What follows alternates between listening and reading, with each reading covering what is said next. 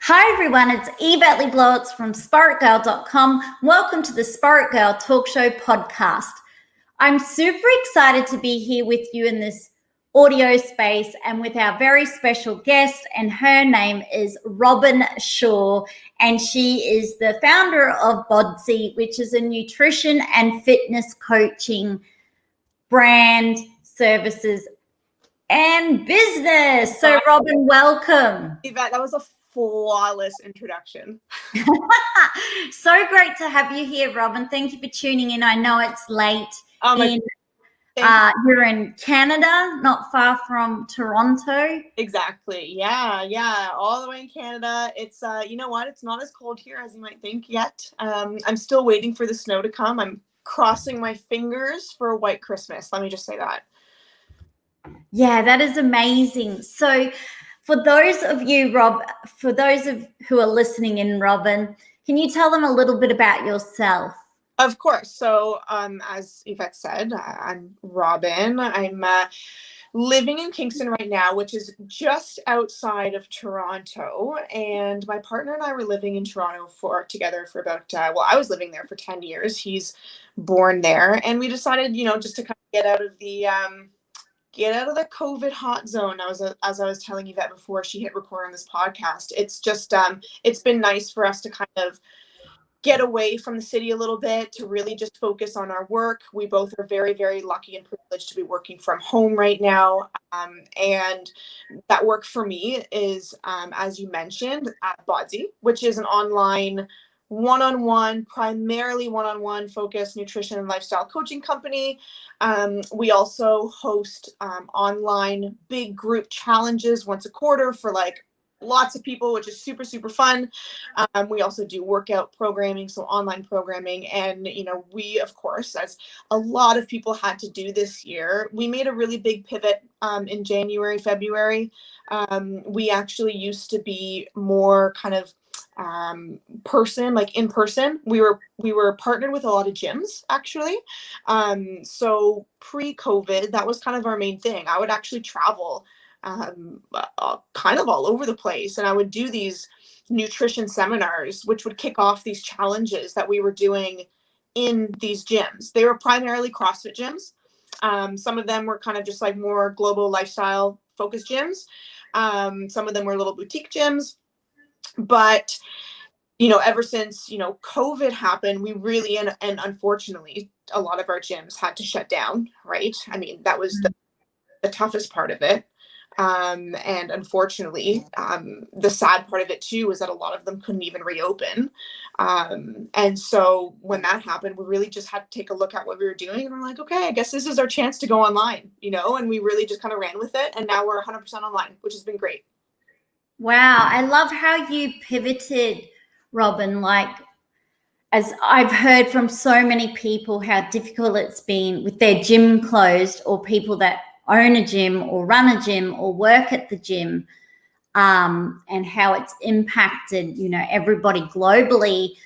Did you have people I've spoken to have a fear of, what if we try this and it doesn't work? Yeah. Was there any fear that arose when you had to change your business, or was it very much like you kicked into that survival mode of, we need to pivot, we have to change, let's just do it and get on with it? That's a really great question, because I've kind of been in this, this kind of almost war-like mode, with my business. I'm like, this is war.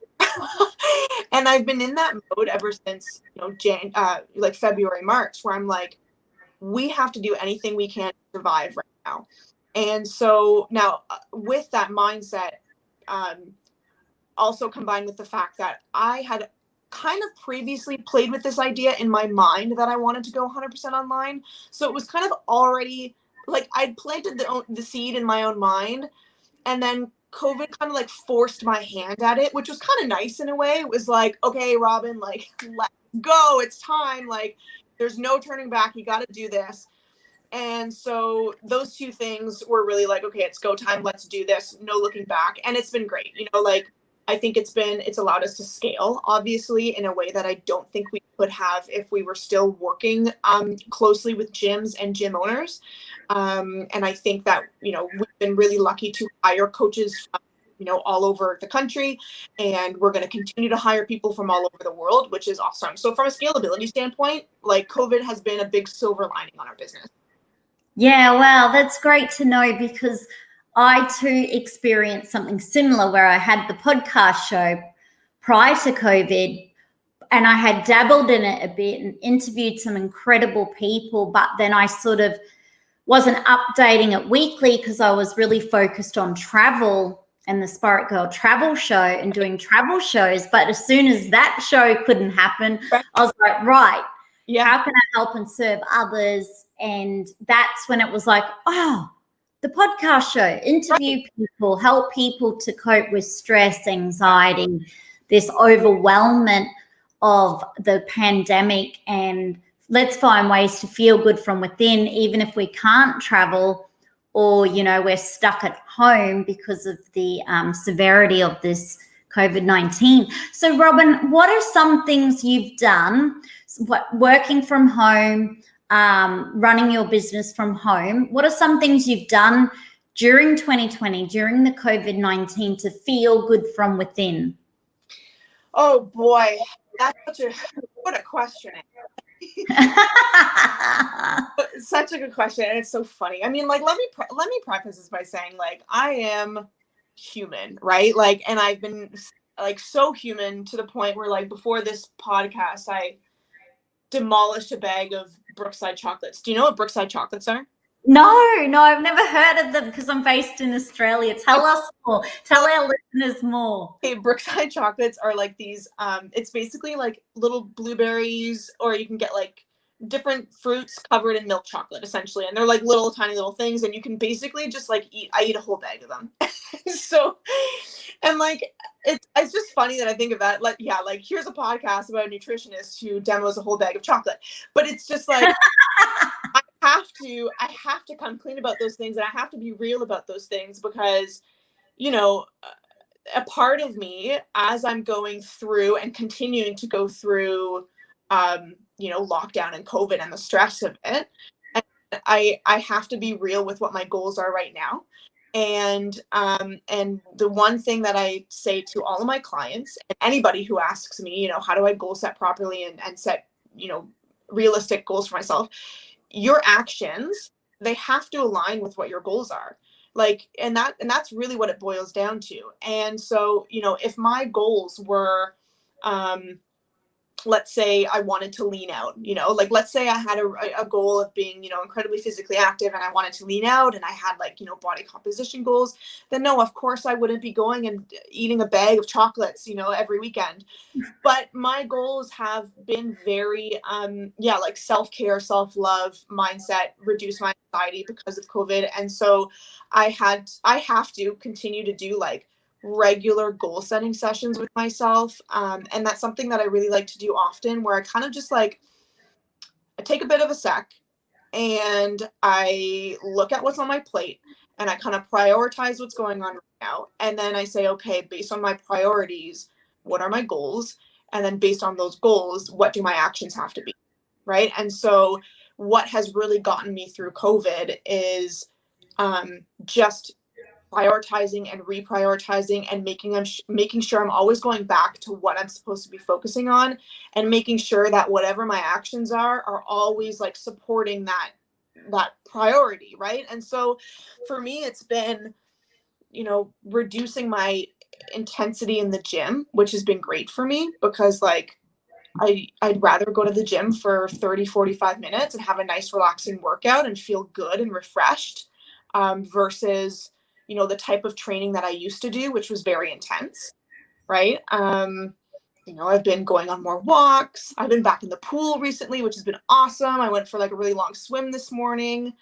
Been walking my dog, like, just things that are still, like, keeping me active, but not stressed out, which has been nice. So, I mean, I guess for anybody listening, it doesn't know me, but I should, kind of go back a little bit and say that I used to be like very competitive, right, in the gym. And I was a CrossFit coach for 6 years.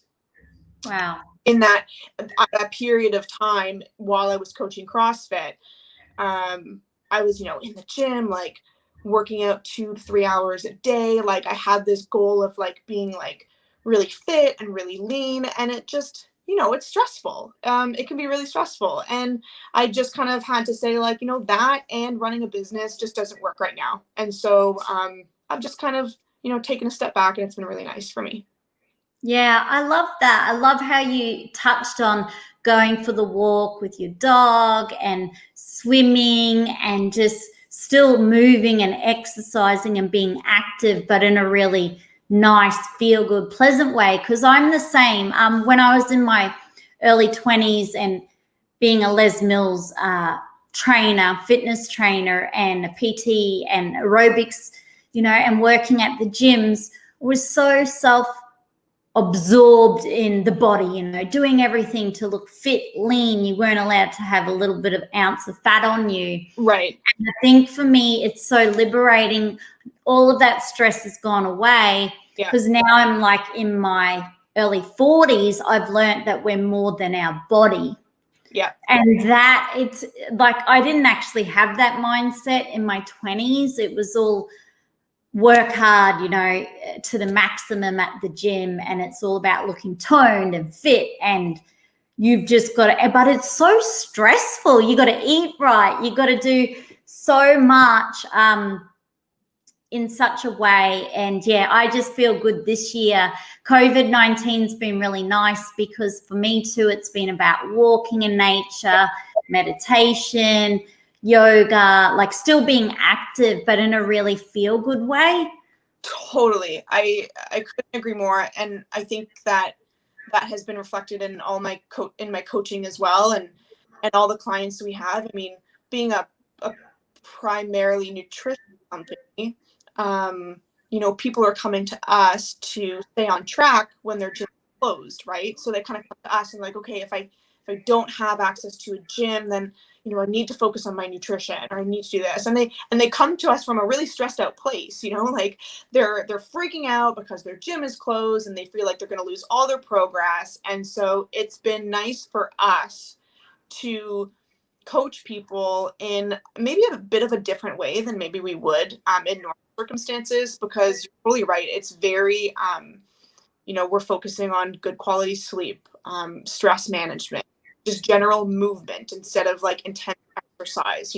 Get your steps in, good food, sleep well, and stress less. And like, that's where your results are going to come from, right? You don't have to, like, it's really hard to have all your cylinders firing at all times. At some point, and stress is stress at the end of the day. And so when you're in the gym giving it your all and kind of beating yourself to the ground every single day, that obviously registers itself as stress every day, and it takes a toll. Even though it's positive stress while you're in the gym, it does add up.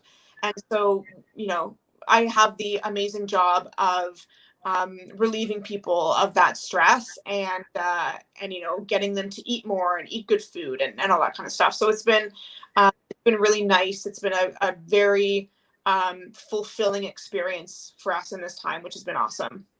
Yeah, that's beautiful, because it's about like finding a way to feel good during COVID and well beyond that, sustainable, manageable.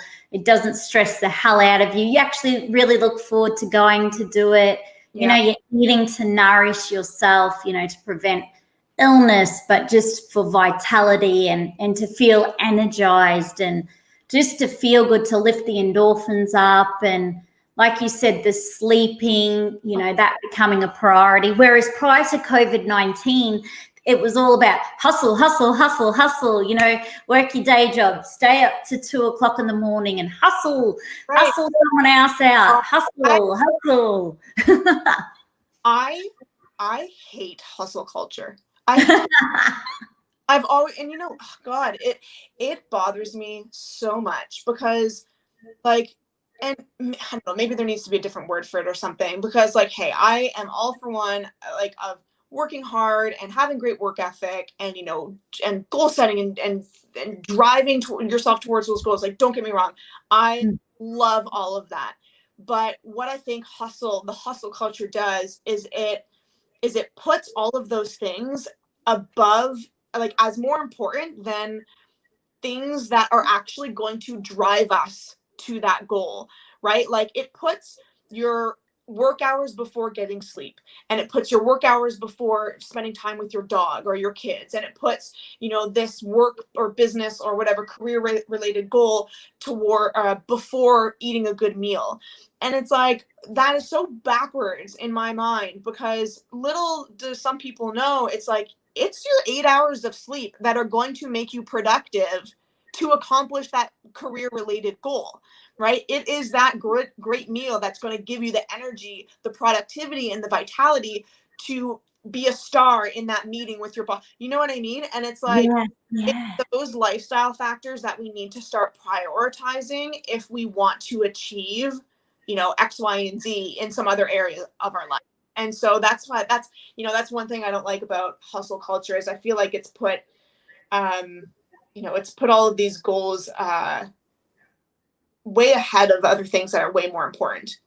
Yeah, I agree. There's some really good people who relate to it as hardworking, but get your sleep in. But then there's some amazing people like the founder of Mind Valley, Vishen. He wrote a book, is it The Buddha and the Badass?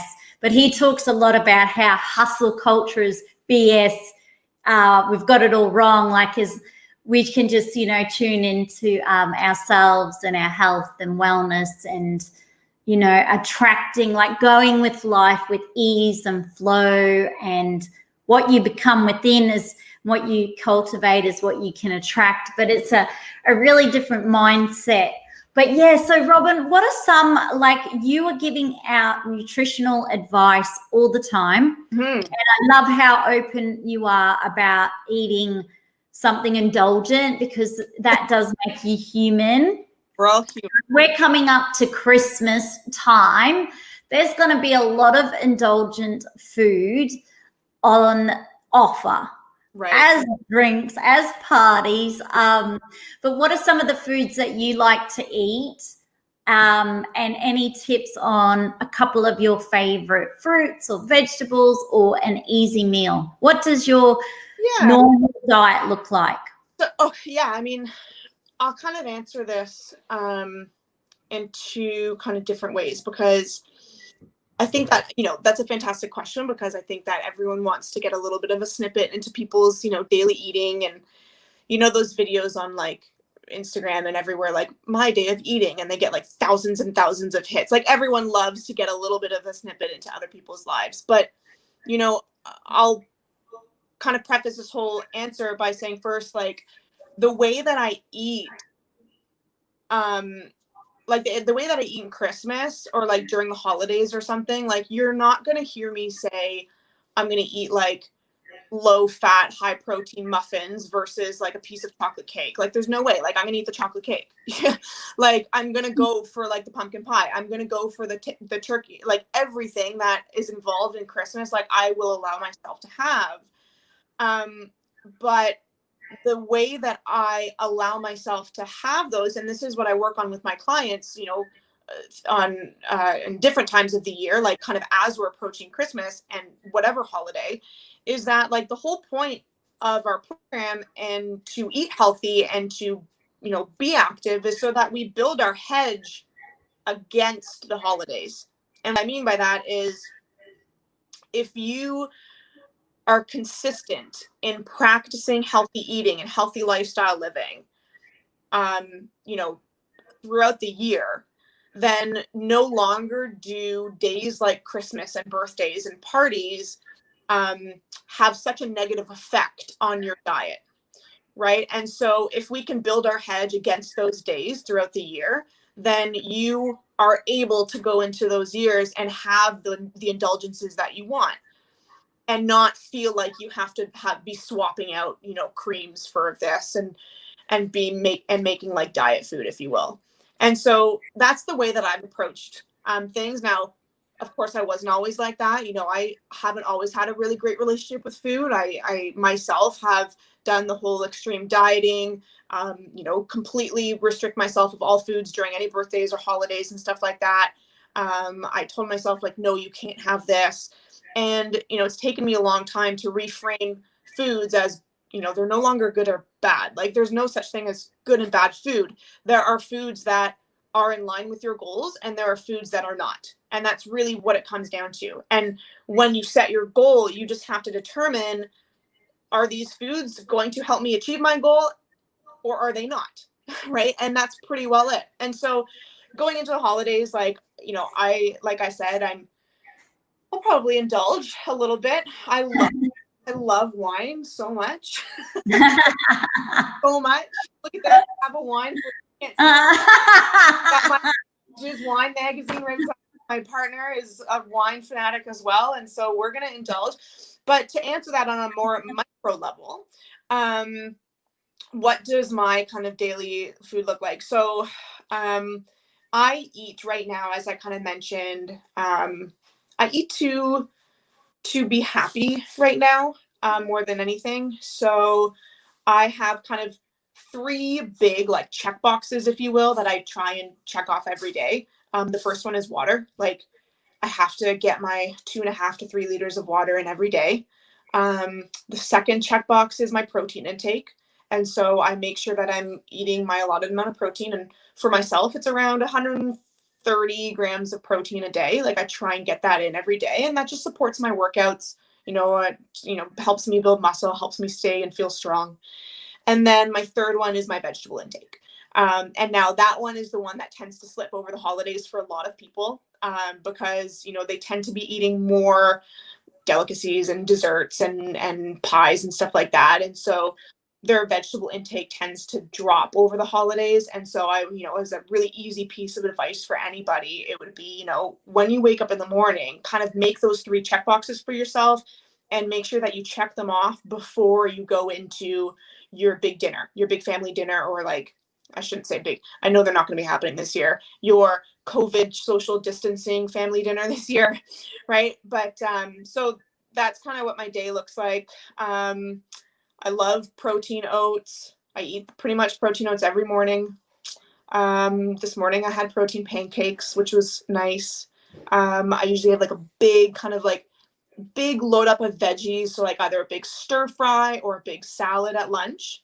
And that is also a big opportunity for me to get a lot of, like, good animal protein in. So I usually have, like, a chicken breast, maybe like a bison burger, which is a little bit leaner. And then for dinner, my boyfriend loves to cook. So usually we'll do, like, we'll barbecue. We barbecue a ton. So we'll usually do something on the barbecue. Oh, wow. That's great to know. So big deal on such a simple question. no, that's good to know. I can see where you're coming from. Yeah. Like, you're going to enjoy the festive season, and instead of stressing yourself out, like, I can't eat that piece of cake because I'm going to get fat. Right. I can't have that, you know, 2 glasses of wine, or whatever it is. So you're very much just enjoying life. So when it's available, because it's not available every day, you know, throughout the rest of the year, all the amazing food that people go to effort to make. So it's I find that Christmas is a great time for people who love to cook. Oh, yeah. You know, they just in awe of cooking, to, you know, bring it as a gift to the lunch or the afternoon tea, or the dinner. And it's just a really nice time to explore people's cooking. I've been watching the Great Canadian Baking Show for, like, the past 2 weeks. It's like, oh, I love it. And then every time, like, the Christmas episode comes on, I'm just like, yes. Yeah, well, I was about to say, you're going into winter now, aren't you? Yeah. So we've been in winter for, like, a month and a bit now. Yeah. Yeah. So how do you find that, working from home and it's winter? Like, because a lot of people in London this year have been reaching out, a lot of the podcast audience, saying that they're finding it so dark and grey and foggy, and it's really been affecting their mental health because they went into a second lockdown. Yeah. Some of them are experiencing that seasonal effect. Yeah. So are there any things that you tend to do during winter, Robyn, to sort of, I don't know, to break up those grey days and cold days? You know what? It's I think the first thing I'll say is, it's hard, right? Like let's just all recognize that this time of year not in a pandemic is hard. But the winter of 2020 is especially hard. And I think we all need to, if we haven't already, take like a giant leap back and just say to ourselves, like, hey, we're all going through this, and it's okay for me to feel anxious or sad or blue some days. And you know what, like as soon as I was able to kind of I deal from a lot of anxiety. So I posted on my Instagram, and I do this regularly. I let the whole world know that I take daily medication for my anxiety. And I've been on daily medication for years. So it's something that I definitely deal with. And this year, or this season, as you said, is especially difficult. But it took me a long time to just like accept my feelings, and we try so hard to battle. Like if I wake up one day and I feel sad, I feel like a lot of us try so hard to not be sad. Like, oh, I need to be sad. I'm not allowed to be sad. What can I do to pull myself out of this? What can I do to be happy and productive and all these types of things, because we feel like we should be that way. But it takes a stronger person to accept the way that they feel and allow themselves to feel kind of crappy for a day, and just kind of go through the motions. And sometimes that's what we need to do. And I think that, if I'm having a day where I just writing an email seems overwhelming, which totally happens. Like I'll open my computer and I'll see, 50 unread emails, and I'm like, okay, shut that computer. Let's go back to bed. Like, let's just pretend that never happened. And if it's like one day of that, I'm like, great, let's just accept it. I'm going to do it tomorrow. I mean, obviously you have to take action if it's becoming a trend, and there's obviously things that you can do to kind of help yourself like move forward out of that. But if it's the odd day, I think just be okay, like be kind with yourself for a day or two, and just sometimes, because this is just a really hard time for everybody. And I think we talked about before, like earlier on in this conversation, like doing things that can kind of make you feel good, whether it's taking a bath or reading a book or going for a walk. I mean, I always think that activity is like the best way to kind of combat it. But something that's going to just get your mind off of it. Yeah, I feel that when you go, say, for a walk or you exercise, but particularly a walk, I feel like it really shifts the emotion, the anxiety within, and it sort of nearly pushes it through. So even if it's like quite a slow walk, a leisurely walk, it just helps with that. And I've spoken to lots of like psychologists or other authors, and they also say like feeling the emotion, and it's okay if you're sad, or it's okay if you're disappointed or you feel flat. I even went through that when they were like, you can't travel anywhere, because I love to travel and it's something I do every year. And like yourself, Robyn, and the rest of our listeners, we are so ingrained in going on a holiday every year, picking and choosing where we want to go, when we want to go, saving up for that. And it's like we live for that, So when that was taken away, you have to nearly flick the switch and go, okay, let's focus on what I can do versus what I can't do. But then when I find too, so that's a thing I've been thinking about too. And I've been thinking about, okay, like why do we love holidays so much? And I mean, for me, and I know there's a lot of people like me out there, where like the planning of the holiday and the anticipation of the holiday sometimes is even more exciting than actually going on the holiday. right? And so it's that break from work, kind of that break from real life, and it's that anticipation, like the lead up of that almost gets you through each day, right? It's like, oh my God, I only have a week left of work, or 2 weeks left of work until I have to do this, or I get to do this, I should say, and then you can take that break. And so now we have to find a way to replace that feeling, and it's so much harder because, like, what are our options? Like, okay, I go in the backyard. And so, like, what is going to continue to give us that, like, lovely feeling of anticipation and excitement? And so, like, okay, if that means, book 2-3 days off of work, and I don't know, like, gosh, like, plan a Zoom or Skype thing with your family, or even just taking a couple of days off work and watching your favorite movies, or like giving yourself a spa day at home or something like that. Yeah. But it's that, like, it's just being able to find that, find that feeling of looking forward to something. That's why I love Christmas, because it's like, I have so much like joy towards, like, the 4 or 5 days that I get to spend with my family, and that's honestly what gets me through December. It's like, I know, like, December is fine. I'm gonna get through this because, in 3 weeks I get to have 4 or 5 days with my family and my pets and the tree, and, like, that is, like, what I look forward to. And so, yeah, I think it's just important to kind of find something that's going to give you that same feeling that vacation used to, right? Yeah, I agree, because, like, I was only thinking yesterday, it's funny how your mind and body is so connected with, I guess, the past or the pattern, and subconsciously it knows, hang on a minute, we should be picking up parcels and getting, like, as an example, my travel wardrobe ready, and packing my bags and putting my outfits together, because I always fly out of Australia, like, and spend, New Year's Day in the Maldives, as an example. Then I start a wellness retreat, Right.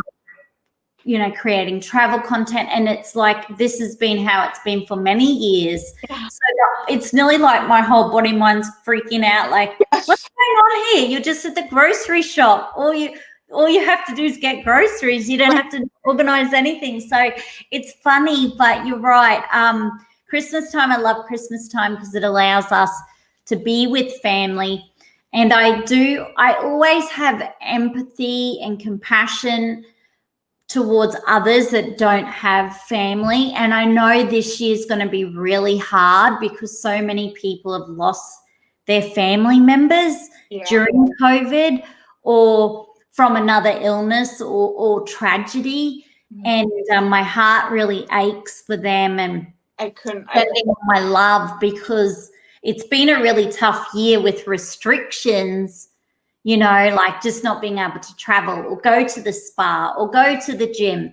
But then I often sit back and go, oh, well, that's kind of like minor compared to, say, the girl or the guy who's now lost their mum or their dad or their husband or sister, or, maybe a child's lost their mum or dad, or, so there's going to be, it's going to be a tough time at Christmas time for people who don't have their loved ones with them at the table. So I feel like just taking it easy, totally, like you said, accepting we really don't have to be happy every day. It's, near impossible, like, because we had this discussion even on the last podcast show with Bev Asbet, who's written 17 self-help books on anxiety and depression and all of these things. But we are human, and we do experience grief and depression and anxiety. And, like, this year I've really loved, Robyn, and to the listeners, how open people are being. Yeah. It's really, like, it's been so refreshing, where people have been opening up how they're feeling. There's anxiety's really high. Some people have experienced anxiety for the first time in their life. So you know what? Yeah, it's been a year of I think, vulnerability, or a year of accepting it's okay to have anxious thoughts, feelings, to be down because you couldn't have your wedding that you've just organized. 2 years ago, you've been planning this wedding and now it's completely got cancelled because you're in lockdown. Like, I think realistically, yeah. The amount of introspection that's been going on this year has, I think there's a silver lining because people know themselves this year maybe a little bit better than they did. And that, I think, I know that can cause tons of anxiety when you start to realize things about yourself and understand yourself better and understand the world better. That itself can be a very anxious thing. Anyways, I think that what you said is totally true. And my heart goes out to all those people and I'm thinking about all those people this year for sure. Yeah, I always think at Christmas time, because it can be easy when you'll be looking at photos, say on Instagram, and you'll see this perfect Christmas tree, the perfect husband and the wife and the kids. Yeah. And so a lot of psychologists talk about consuming social media content when you see, friends on Facebook and all of these fun things. And there's so many people in the world who are on their own, right, or don't have family. And it can be really depressing time for them because they don't have all of these, socially, the social family or, that connection. But yeah, it's interesting, Robyn. I think during Christmas, I feel this year really grateful that we're here today having this conversation and we're recording the podcast, because some people sadly aren't going to be seeing this Christmas out. Yeah. And I feel that it's been awesome where everybody's got to learn new hobbies this year. Yeah. Probably do a little bit more exercise than they normally would. Yeah. Because it's been really promoted this year how good exercise is for your mental health and well-being. Yeah. So it's been really and I think people have spiritually grown. Yes. We've raised the consciousness of some basic human elements, like just being kind and compassionate, showing empathy, just being kind to ourselves and others. So it's been a great year, I think. You know what?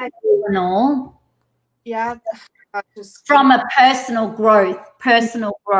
Say the corniest thing in the world, but after every rainstorm, there's a rainbow, right? And so, I think there's always that silver lining, and one of the biggest silver, and just to kind of pick up on something you said there, the increased I guess drive to work out as a form of mental health and obviously physical health. I think a big driver of that was understanding the accessibility of working out, right? We are all forced to work out from home, and we all have a capable body. Well, most of us a capable body. So what can we do with our body, right? And all of a sudden working out became very accessible to people through these at-home workouts and all these videos, and all of these gyms pivoted to go online and do these Zoom classes, and all these people are joining. And so I think that was a very positive thing that came from all this, where people can get up off the couch and do a body weight workout in their living room. And I hope that people continue to do that post-COVID, right? If they're not comfortable in the gym, or they're afraid of the gym or weights or something like that, there's always something that you can do. Yeah, I agree. I think it's been really good. I think we're going to take a lot of these things that are making us feel good into 2021, the reading the books, the exercising in the living room, the walking the neighborhood. Yeah. On your Instagram page, you share a lot of before and after photos of clients and things. Do you find when people, obviously your clients, when they exercise and when they're reaching their goals, that really boosts their self-confidence, their self-esteem? They just start feeling as a whole so much better from within. Oh my goodness, totally. And it's, before and after photos are I've had such a battle with before and after photos, like personally growing this business. I was like, no, I don't want to do before and after photos. And then at the end of the day, and after fighting it for so long, the unfortunate reality of Instagram being a visual platform is that people respond to before and after photos way more aggressively than in a positive way than they do kind of any other content that we put out. And so, you know, from a business standpoint, it's smart of us to do before and after photos. But what we try and do with our before and after photos is we make sure that the caption has you know, a story about that person beyond what their body is representing, right? Because the reality is everybody comes into our program, yes, with maybe weight goals or body composition goals, but the way that we get them to those goals is not through you know, we don't say, okay, our goal is to be 20 pounds less. Our goal is instead going to be increased energy, you know, feeling better in the gym, stronger in the gym, better sleep, less stress, and as a result, you're going to lose 20 pounds. Right. And so like the photos that you see there, it's like, it's kind of like an awesome added bonus, right? Of the other things that we're working on with those people, which, as you just mentioned, is a massive confidence boost. And so it's great. I mean, even going through it myself, I was not always an active person. Like I swam competitively when I was young. And then when I stopped swimming and went to university, you know, I really, really embraced the university life. Let me tell you. Lived in res, like just, oh man, I was like, I just loved uni. And so I kind of fell into a little bit of a hole there, and I pulled myself back out of it, you know, in about 2014, 2015. But even just going through that transition myself, like I remember like it was yesterday, the amount of confidence that, you know, working out gave me. And for me, it was CrossFit. As I mentioned, like I found CrossFit and that was a really big thing for me. And then I trained CrossFit.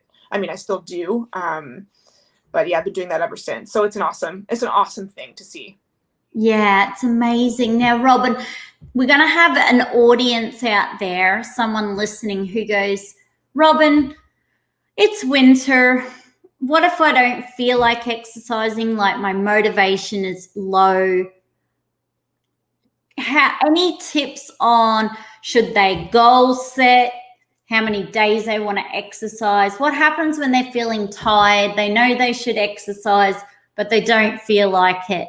Yeah. And this is not just one day of the week. This is nearly every day of the week. How can they just embark and start on increasing their motivation to exercise? That is such a good question, because motivation, and I talk about this a ton with people, is like the difference between motivation and discipline, right? And because when motivation fails us, we have to lean back and rely on discipline. And at the end of the day, discipline is what drives consistency, and consistency is what drives results.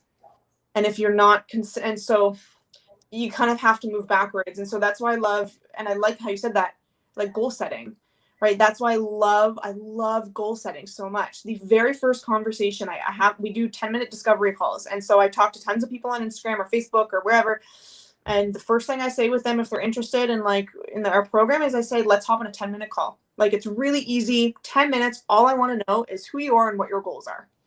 Right. And just by learning those goals, you know, I can work backwards from that goal, and give them really kind of almost easy, actionable steps to do. And I think that's the best way to do it, because if someone is not motivated, it might be because they feel overwhelmed in what they feel like they have to do in order to get to the place where they want to be. And so if you're like constantly kind of dragging your feet to do something, maybe it's time to you know, revisit what you should or feel like you should be doing, right? And so if, you know, like if your goal is to feel better, be healthy, I don't know, maybe whatever, for just the story's sake, lose 5 pounds, or maybe have a pair of jeans fit better for whatever reason, and you feel like you have to run 5 kilometers every day, and it's a bad day if you don't run 5 kilometers, like, you know, there are many different ways, many different roads to get to one destination. And so maybe that's not what you have to be doing. And we can always kind of revisit the goal and revisit how we get there to make you feel, you know, more motivated. And I think, like, yeah, at the end of the day, it's like, okay, let's like chop down your goal into really, really small actionable items. And then let's build on top of those things. And then let's start to form like discipline. And discipline comes from you just continuously like to practice, you know? I hope that makes sense. Yes, no, I like that idea, discipline, because that's how I really keep my routine going. Like, there are days when I don't feel like doing it, but I have to think about, okay, I've made a commitment Yeah. to myself, which is at least to work out a minimum 3 to 5 times a week to move my body. Yep. And the reason I want to do that is to feel good from within. That's the brain, mind, body, and, you know, with energy and feeling good. So I go to, why do I want to do this? To feel good. And then my why can drive me too. But the discipline, once I get, like, you know, I wake up in the morning and I make my bed, that's discipline. Like, even if that's one thing we can do, it's just creating discipline. Yep. And you know, so, yeah. Such a great example too, because that example of you making your bed is exactly one small actionable item that drives discipline, as you just exactly as you said. And so if you're lacking motivation constantly to work out, go easy on yourself. Start something smaller. Like, be really good at starting a morning routine. And you'll notice just by doing a morning routine, it's going to be easier for you to get to the gym. It's a crazy thing. Like, you don't think there's any association there, but you know, you just having a good routine and sticking to it every morning will build confidence in yourself to complete another daily task. And it kind of builds off of each other. And so I would say, like, yeah, like, just start small, start really, really. Yeah. I love that. Start small, because every morning, like, I'll do a meditation. Mhm. And when people talk about yoga, it doesn't have to be a whole hour. It can be like a YouTube yoga of 10 minutes or 15 minutes. And you've actually then practiced yoga.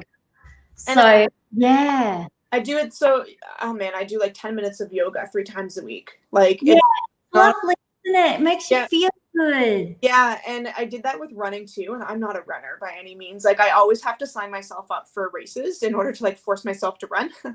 So, but at the very beginning of lockdown, early spring, kind of going into summer, if you don't have the Nike Run Club app, get it. I love it so much because they have amazing like guided runs. And so this guy, the head coach of Nike Run Club, kind of like talks to you while you're running and stuff. Anyways, I love it. Wow, that sounds cool. He'll just come in, you'll be like running and he'll come in your ear and say something like fantastic, like right in the moment where it's like, hey, you're doing great. Like, or like, hey, don't slow down. You don't have to run that fast. And I'm like, yes, like, thank you for being there for me. And so like, I love doing them. And the great thing about it is that you can select like any time domain. So like 5, 7, 10, 12, all the way up to like hour-long runs. And so I would literally get up, and because we don't have like a morning commute anymore, it's literally like get up and go to work. I tried to like recreate my morning commute by selecting like a 7 to 12 minute run. And I would go out and do like this 7 to 12 minute guided run every morning. And I mean, at the end of the week, what I noticed is that my accumulation of 7 to 12 minute runs ended up in me running longer than if I were to do like force myself to do like, you know, 2 10 kilometers or like a couple 5Ks, you know what I mean? And I'm more reluctant to do a 5 or 10K than I am to do a quick 7-minute run. You know, like there's nothing to it, but over time it accumulates and your consistency increases. And it's like, I would much rather like act small, but be consistent in acting small. Yeah, I love that. Act small and be consistent in acting small, because You just reminded me of something. Christmas holidays is happening, and the shopping centers here in Australia, the car parks are crazy. Yes. Everybody's trying to get that car park. And I'm like, you know what? I'm the girl that's looking for a car park the furthest away because I want to get my steps in. I want to just chill and walk and keep this chilled out vibe happening and not get caught up in the chaos and like people are stressed out and it's chaos and chaotic. And I just want to keep that zen inside. So that's an example of a really great way where you can get steps in during the Christmas shopping, and be so not stressed. Because the other day I saw every Christmas I always see two people fighting to get the one car park and then fighting over who's put the indicator on first and no, I put the indicator on first. No, I'm here. And I'm just walk past all this and, okay. Yeah. It's a bliss place to be. So I love that. Now, I could talk to you forever about fitness, nutrition, goal setting. But before we say goodbye, we are now looking at what we did, I guess, this year, what we liked and didn't like. And there's still so much uncertainty going on, with vaccines and restrictions, and can we travel international? Is it safe to? There's just so much that's out there. There's a lot of noise out there still with COVID-19. Any tips on looking at setting goals for 2021 for our listeners when we still have so much uncertainty? That's such a good question. It's tough because it's really hard not to get caught up in the excitement of what could be, right? And I think that's what people throughout the majority of COVID, I think that's what has prevented people from being their best self in this time, is that there's this constant anticipation that this could be over soon, right? Oh, I'm going to just wait. It's going to be over soon. I'm going to wait to get back into the gym. Don't worry. I'm going to get back into my normal routine. And it's, how long has it been? 10 months into it. And I see some people who still have that mindset. And so I think my best piece of advice moving into 2021, we do have to be realistic about where we are right now. Because although, yes, we can be optimistic about a vaccine, and I know I hear fantastic things about what's coming, and that's great, but don't get caught up in the excitement of the future, because we don't know when it could happen, right? And we don't know, as you said, there's so much unknowns out there.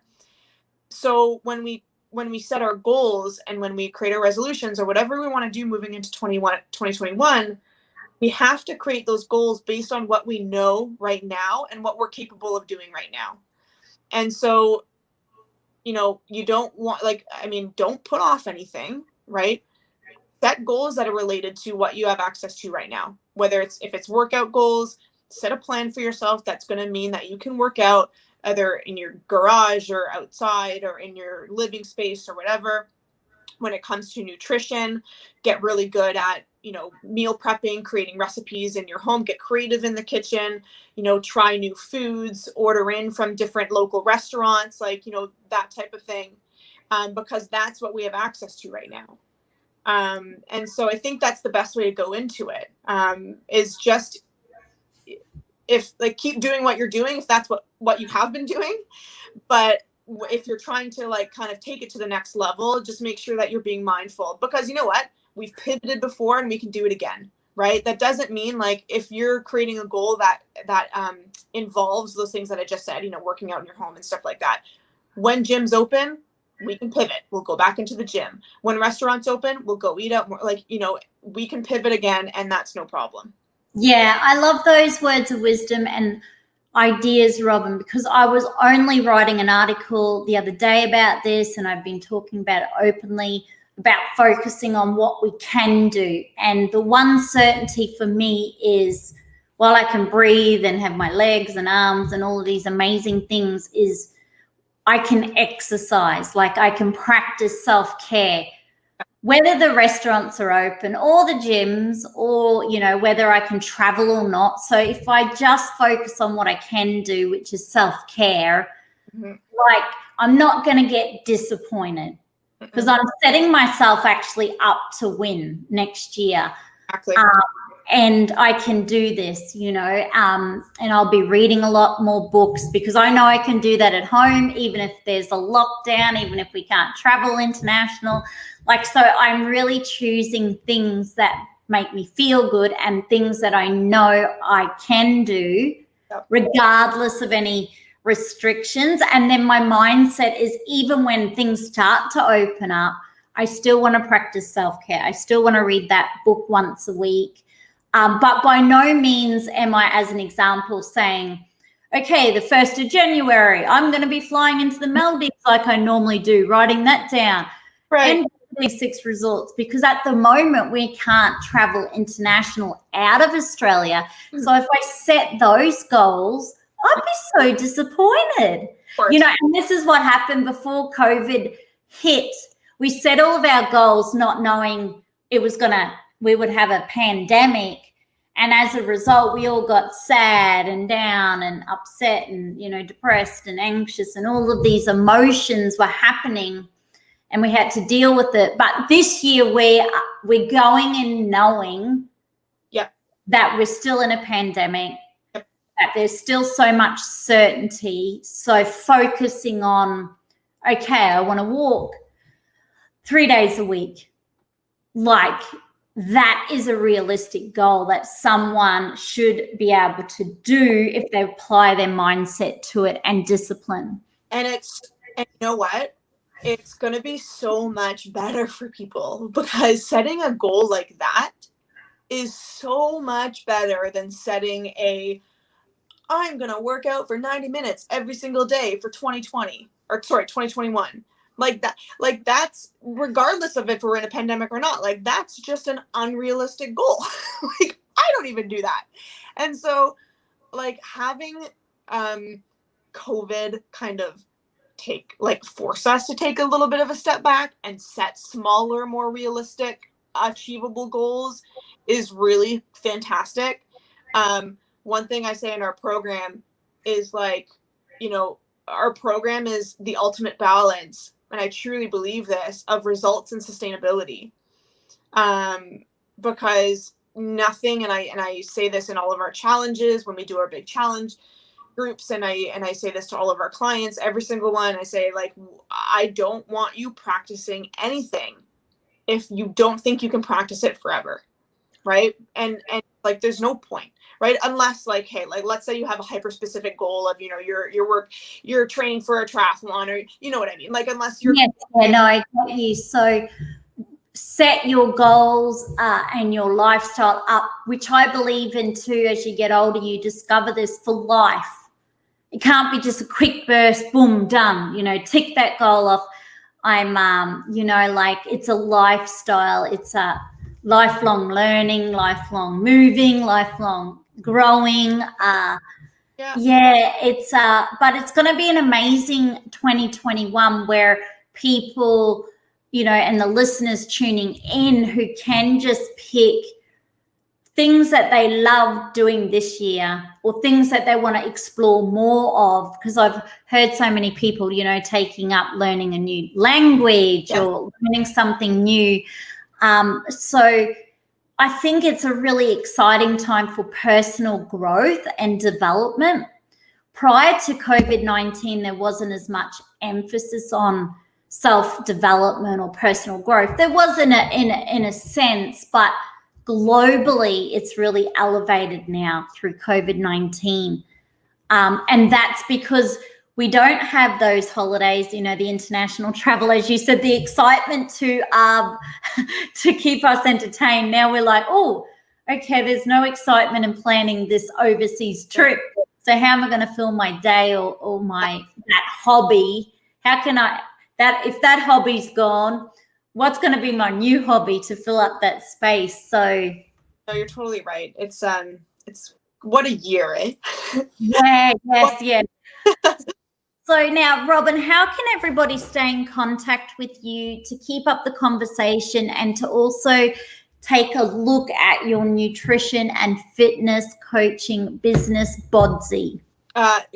Thank you so much. I would, there's nothing I love more than having conversations with people. And that's why, I don't take on a lot of clients actually right now. I have a team of coaches under me who take on most of our clients. I cap myself at a very limited amount of clients, and that's because I do all of our discovery calls. And so I do all of these 10-minute discovery calls with people, and I'm talking to people about their different goals. And so I would love to do, discovery calls with anybody who's listening to talk about their goals and how we can help you kind of set those really achievable little milestones that are going to set you up for long-term success. And so how we can do that is through my Facebook or Instagram is usually where people can really easily access me. My handle on Instagram is MyBODZii, MYBODZii, and that's the company Instagram. And then my personal Instagram is BODZii, and the O, like the O in BODZii is a 0. So I'm sure you can post on your. Yeah. I'll make sure we keep the links to your site and your Instagram pages. So. Way. And so if you just kind of click wherever Yvette is going to post that, then that's reach me. And, I am responding to all my direct messages, and I am constantly having conversations with people. And other than that, we're having on January 11th, we're starting our January Renew You Challenge. So that's a big online challenge that you can participate in. It's super, super fun. We have like the most engaged Facebook group I have ever seen, because everyone is just like posting their recipes and their progress and their ideas and their workouts, and like there's like 100 people who are just like, oh, it's so fun, and so gamified it so you can get points, and there's like a big cash prize at the end, and it's this really fun way to kind of kickstart your year. Oh, that sounds amazing. I love how you've got that engagement and that support and that Facebook group. That sounds so brilliant. Hey, you know what? Every time I run these challenges, I get so like, I almost get like emotional, because I just get so excited about how the community comes together to support each other. It's so cool to see. And so like anybody who's listening, if you feel like, since your gym is closed, or you don't have that sense of like community and like being with people and like working towards a goal with others, which I think is really important, then like join the challenge, because it's like such an awesome way to like meet other people who are working towards the same thing that you are. Yeah, and it's so beautiful to have that support, because people live remotely, and they're on their own. Sometimes the people that surround them aren't on the same path. Yeah. So just having other people cheer you on sounds incredible. So Robyn, thank you so much for sharing what you do, what you love, all of your words of wisdom. I'm really, really grateful. It's amazing that you've been able to pivot in 2020 and go online and go for it. That's incredible. And I love how you're going to enjoy Christmas with a bit of give and take, everything in moderation. Yep. And you and your partner will be enjoying that wine. So thank you again for just everything you do in your quest in helping others to feel good from within, and really just to get through that anxiety and the uncertainty, and just to feel really happy and healthy within, even if there is a pandemic and, the whole world's still crazy and chaotic, and we've got to still stand 5 meters apart and all of these things. But I love how you're empowering and inspiring others to take control of what they can do and to focus on what they can do versus what they can't do. So thank you again, Robyn. It's been incredible. I've loved this time. We will say goodbye to our Spirit Girl podcast show listeners and Robyn Shaw. So thank you, Robyn. Thank you so much for having me, Yvette. Such a pleasure speaking with you. Yeah, it's been amazing. Thanks, Robyn. So thank you to all of our Spirit Girl podcast show listeners. I truly hope that tuning into the interview with Robyn Shaw, the founder of BODZii, has inspired you to set realistic goals, small goals, and then to build the discipline around them for 2021. So I love you all to bits. Be sure to subscribe, leave a 5-star rating and review, and to tell someone you love too. And together, let's feel good from within.